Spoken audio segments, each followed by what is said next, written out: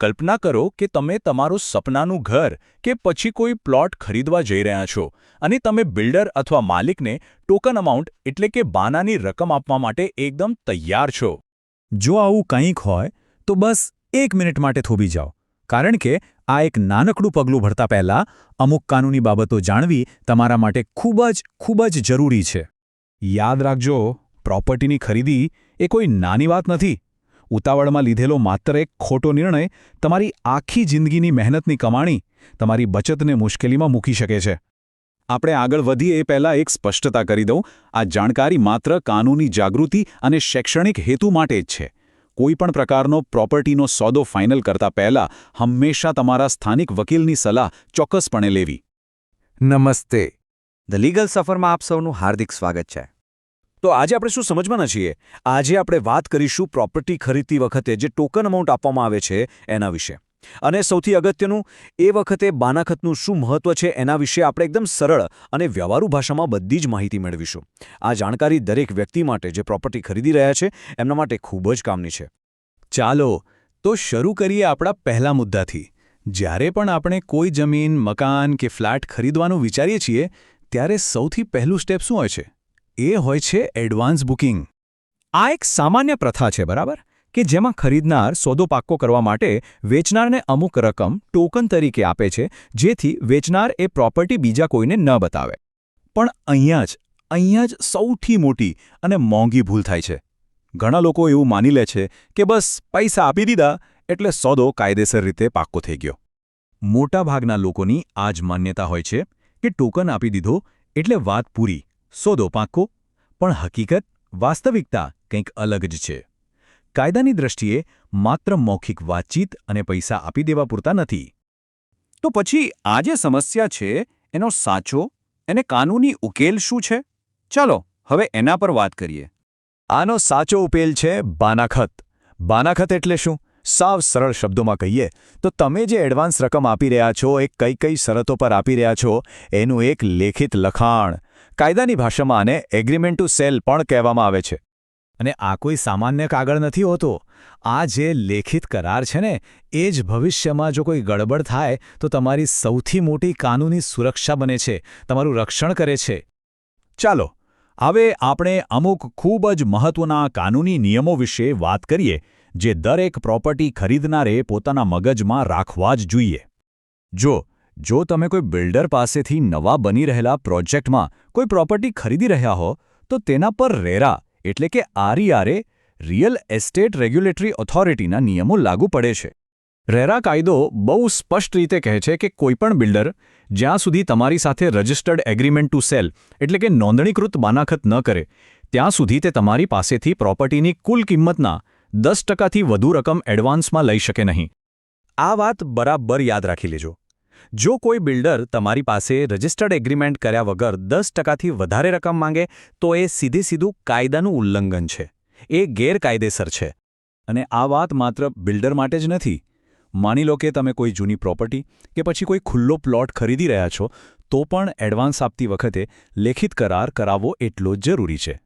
તો હવે સવાલે આવે કે આ બાનાખતમાં લખાવવું શું જોઈએ? જુઓ, એમાં અમુક બાબતો તો ખાસ હોવી જ જોઈએ, જેમ કે પ્રોપર્ટીની કુલ કિંમત કેટલી નક્કી થઈ છે, તમે ટોકન તરીકે કેટલી રકમ ચૂકવી છે, બાકીની રકમ ક્યારે અને કેવી રીતે ચૂકવવાની છે, એની આખી ટાઈમલાઈન. અને હા, સૌથી અગત્યની વાત, જો કોઈપણ કારણસર સોદો રદ થાય તો પૈસા પાછા કેવી રીતે અને ક્યારે મળશે એની શરતો. આ બધું જ એકદમ સ્પષ્ટ લખેલું હોવું જોઈએ.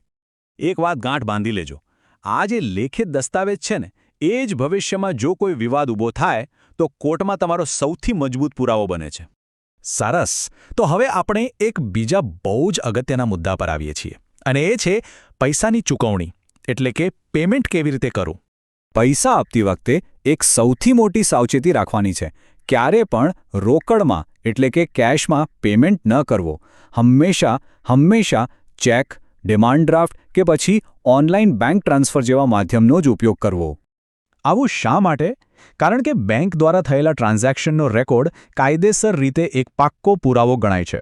કોર્ટમાં તેને સૌથી વિશ્વસનીય અને મજબૂત સાબિતી તરીકે માન્યતા આપવામાં આવે છે.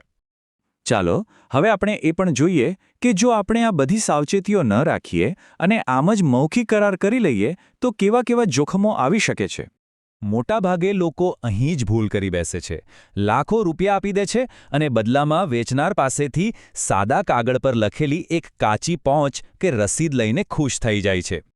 પણ એ સમજવું બહુ જરૂરી છે કે આવી સાદી રસીદ કે કાચી પહોંચની કાયદાની નજરમાં કોઈ ખાસ કિંમત નથી. એ કોઈ મજબૂત પુરાવો નથી. અને આના કારણે ઘણા ગંભીર જોખમો ઊભા થઈ શકે છે. દાખલા તરીકે વેચનાર પાછળથી ફાઇનલ દસ્તાવેજ કરી આપવાની ના પાડી શકે છે, અથવા તો એવું પણ બને કે એ જ પ્રોપર્ટી કોઈ બીજાને વધારે પૈસામાં વેચી દે અને કદાચ પાછળથી ખબર પડે કે પ્રોપર્ટીના ટાઇટલમાં જ કોઈ મોટી ખામી છે. જો આવી કોઈ પણ પરિસ્થિતિ ઊભી થાય તો એ કાચી પહોંચના આધારે કેસ લડવો અને જીતવો ખૂબ જ મુશ્કેલ બની જાય છે અને તમારી મહેનતની કમાણી વર્ષોના વર્ષો સુધી ફસાઈ જાય છે. તો પછી આ બધા જોખમોથી બચવા માટે આપણે શું કરી શકીએ? ચાલો હું તમને એકદમ સરળ અને પ્રેક્ટિકલ સુરક્ષા ચેકલિસ્ટ આપું જે તમારે કોઈ પણ સોદો કરતા પહેલા ચોક્કસપણે અનુસરવી જોઈએ. ચાલો આ ચેકલિસ્ટને આપણે જરા વિગતવાર સમજીએ, એક પછી એક. સૌથી પહેલું અને સૌથી અગત્યનું કામ છે ટાઇટલ પેપર્સની ચકાસણી. વેચનાર પાસેથી પ્રોપર્ટીના બધા દસ્તાવેજોની નકલ લઈને કોઈ સારા વકીલ પાસે તેની તપાસ કરાવો. બીજું, લોન ક્લોઝ. જો તમે લોન લેવાના હો તો બાનાખતમાં ખાસ લખાવો કે જો બેંક લોન નામંજૂર કરે તો તમને ટોકન રકમ પાછી મળી જશે. ત્રીજું, કરારની નોંધણી.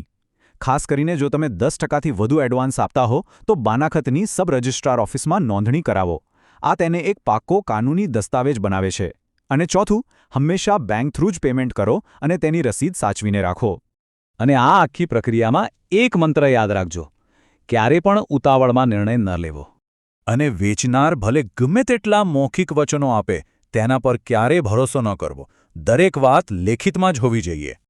ચાલો તો હવે આ આખી ચર્ચાનો સારાંશ જોઈ લઈએ. એ વાતમાં કોઈ શંકા નથી કે પ્રોપર્ટીનું એડવાન્સ બુકિંગ એ તમારા સપનાના ઘર તરફનું પહેલું પગલું છે. પણ જો તમે જરૂરી કાનૂની સાવચેતીઓ ન રાખો તો આ સપનાની શરૂઆત એક બહુ મોટી મુશ્કેલી અને માથાના દુખાવામાં ફેરવાઈ શકે છે. ટૂંકમાં તમારા વ્યવહારને સુરક્ષિત રાખવા માટે આ 3 પાયાના સ્તંભ યાદ રાખો. પહેલું, સાચી અને પૂરી માહિતી. બીજું, એક મજબૂત લેખિત કરાર એટલે કે બાનાખત. અને ત્રીજું, પારદર્શક બેંક ટ્રાન્ઝેક્શન. આ 3 વસ્તુઓ તમારા હિતનું રક્ષણ કરશે.